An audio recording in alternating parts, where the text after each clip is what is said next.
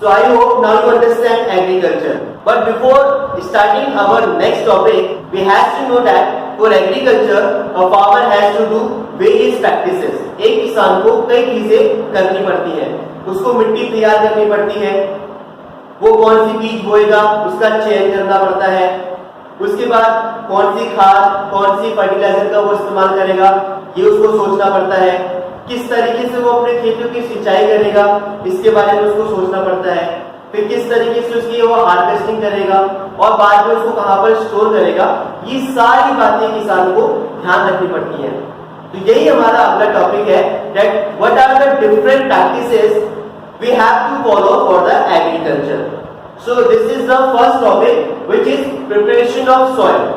खेती करने से पहले हमें सबसे पहले मिट्टी को तैयार करना पड़ता है. And the first topic is ploughing. What is the meaning of ploughing?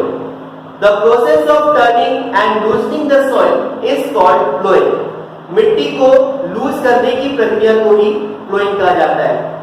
And for ploughing, farmer use different kinds of implements like plough or like cultivators. और ploughing करने के बाद मिट्टी को लेवल में लाया जाता है, which is called leveling. So this is the first step in which the farmer has to prepare its soil. Now the question arises that why ploughing is important. So it is very important for the soil because if the soil is loose, so water and air can easily enter the soil, and it is very helpful for the growth of earthworms and the microbes who are living in the soil, which make the soil more fertile. Loose soil is also helpful for the growth of roots, and a seed can easily enter in the soil and easily germinate.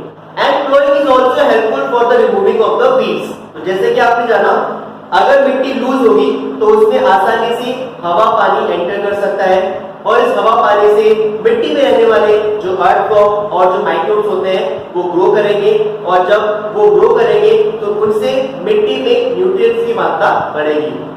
Loose soil की वजह से roots आसानी से बढ़ पाते हैं और एक सीड आसानी से मिट्टी के अंदर एंटर कर पाता है और आसानी से जर्मिनेट भी कर पाता है. और साथ साथ प्लोइंग की वजह से जो अनवांटेड पौधे होते हैं जिसे हम वीड्स कहते हैं और they are also known as खरपतवार इन हिंदी, वो भी निकल जाते हैं.